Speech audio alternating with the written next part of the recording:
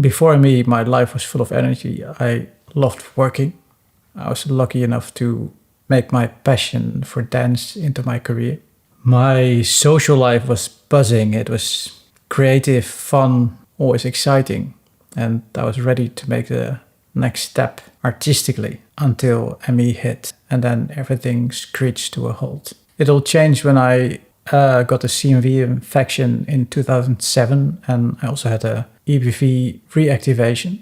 And that was the end of my life as I knew it, and as well as my dancing career. Now my life is limited and isolated.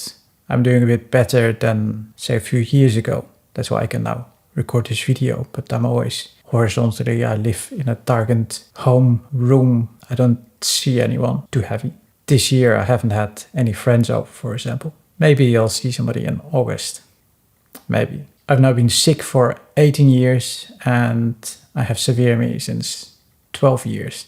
It feels a bit like a prison. What helped me cope is not to think about the disease or not about my state. Just focus on advocacy, focus on raising awareness about ME, about science. But as soon as I think about my situation, then it can sometimes really hit me, so I try to avoid that. That way I can somewhat deal with the disease. I dream of recovering even after all these years now, or at least to be good enough to be out and about. And, even now with the limited energy I have, I still manage to sometimes create a project or a film or write something.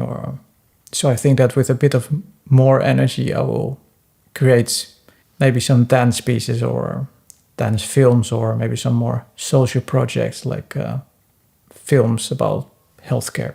So that's something that keeps me going also, to never really to lose hope somehow.